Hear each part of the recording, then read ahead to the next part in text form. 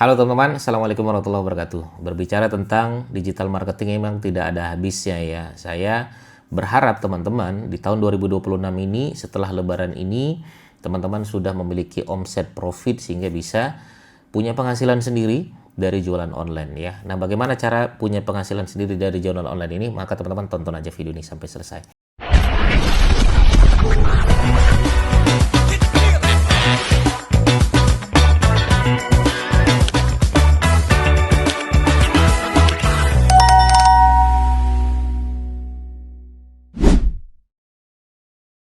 Oke ya, berbicara digital marketing emang tidak ada habis ya. Saya selalu mengatakan seperti itu dan alhamdulillah di channel YouTube saya sudah ada 3.600 video yang berhubungan tentang digital marketing, SEO, YouTube, AdSense, podcast, bisnis online dan lain sebagainya. Nah, saya berharap ya teman-teman sekalian punya penghasilan dari online ya. Jadi digital marketing ini bagi saya tidak sekedar ilmu saja, tapi emang harus butuh namanya komitmen konsisten, emang harus butuh namanya praktek langsung, tidak sekedar ilmu gitu. Makanya saya seringan bilang mengatakan teman-teman sekalian, carilah ilmu yang emang dibutuhkan dan mau kita praktekkan. Jangan sekedar pengen aja, nanti teman-teman bingung. Ya terlalu banyak ilmu yang didapatkan, nanti lama-lama tidak praktek ya sama saja gitu ya. Nah, saya pengen berbicara tentang gimana sih sebenarnya kita bisa menghasilkan profit, omset ya dari jualan online ini gitu kan. Oke, pertama kita bedah ya teman-teman, biar supaya teman-teman sekalian tuh tidak sekedar nonton video saya, tapi teman-teman sudah bisa praktek dan sudah punya penghasilan dari jualan online gitu kan. Yang pertama, nah ini adalah masalah kebutuhan pasar ya, namanya adalah kebutuhan pasar. Nah teman-teman harus saat ini harus belajar bagaimana memahami apa sih yang sedang dibutuhkan pasar saat ini gitu kan. Apa sih yang sebenarnya dicari oleh pasar. Nah, namanya riset pasar, teman-teman. Contoh ya. Contoh. Nah, maka ketika teman-teman sering jalan-jalan gitu kan, maka ketika melihat ini kenapa rame, apa orang-orang emang sedang butuh saat ini, apa emang produknya enak ya, apa emang punya strategi khusus dan lain sebagainya, teman-teman harus bisa memahami ini gitu kan. Nah, contoh misalnya, saya sendiri misalnya, ketika saya ketika saya mampir ke beberapa banyak perusahaan, ke komunitas gitu kan, dan saya melihat banyak permintaan-permintaan seperti, Mas bisa buat website nggak? Mas, boleh nggak buatkan website saya? Mas, bisa nggak buatkan aplikasi saya? Mas, bisa pegang nggak website kayak? Bisa maintenance nggak website saya? Bisa kelola Google Ads nggak? Bisa kelola TikTok Ads ya? Dari sini kan kita bisa paham, artinya inilah kebutuhan pasar, inilah yang dibutuhkan orang sebenarnya. Kalau kita berbicara masalah produk jasa gitu kan, artinya banyak perusahaan membutuhkan bagaimana mengelola Google Ads. Mas, tolong dong Google Ads saya dipegang. Nah, akhirnya saya membuka jasa Google Ads, saya membuka jasa maintenance Google Ads ya. Bisa nggak disettingkan Google Ads? Nah, itu namanya kebutuhan pasar. Teman-teman harus bisa melihat itu gitu kan.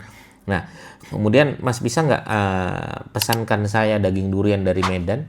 Nah, saya butuh sekian ton misalnya. Nah, itu namanya kebutuhan pasar. Ya, nah itu teman-teman sekalian kebutuhan pasar ya. Ini teman-teman harus bisa melihat apa sih sebenarnya dibutuhkan oleh orang-orang saat ini.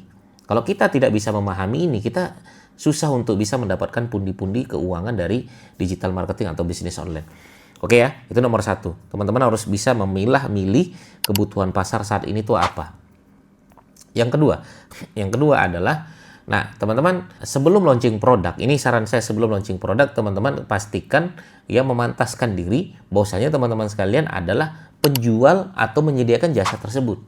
Misal, ya saya membuka jasa maintenance website. Ya sudah, saya berarti sering-seringlah ngomongin website, sering-seringlah ngomongin tentang digital marketing, sering-seringlah ngomongin tentang SEO dan lain sebagainya. Karena saya membuka jasa SEO, jasa Google Ads, jasa website dan lain sebagainya.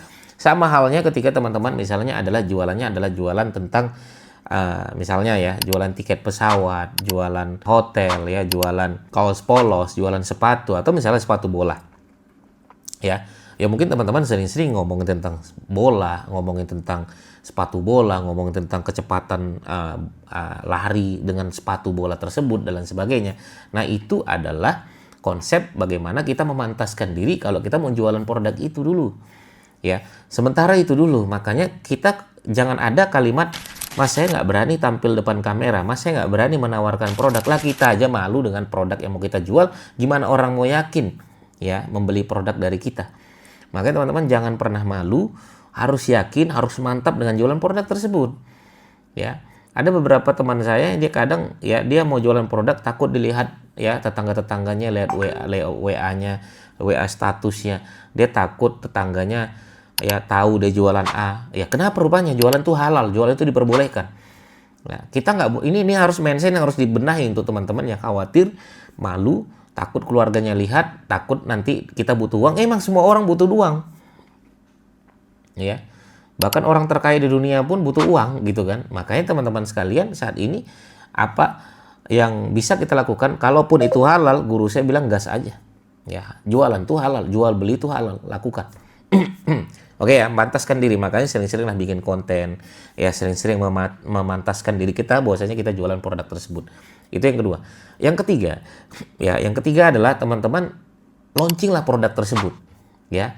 Segera aja launching produk tersebut. Nah, cara launchingnya gimana sih Mas Didi? Saran saya buat logonya dulu, ya, buat profil usahanya dulu, ya, ya. Kemudian yang ketiga, share ya jasa kita. Udah seperti itu, launching produk pada dasarnya.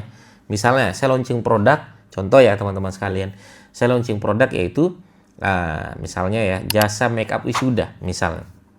Udah, saya bilang, kenalin, saya adalah Wisuda Makeup United misalnya ya. Wisuda Makeup United menyediakan makeup wisuda untuk mahasiswa-mahasiswi untuk persiapan wisuda.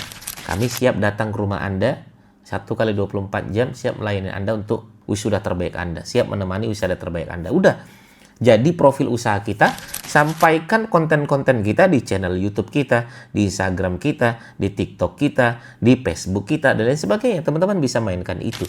Itu yang ketiga. Maka launching produknya. Oke, launching produk itu ya tadi ya. Buka aja jasanya dulu.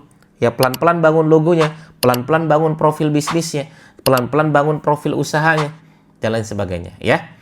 Jangan langsung tiba-tiba teman-teman bikin PT dulu aja. Itu nanti dulu.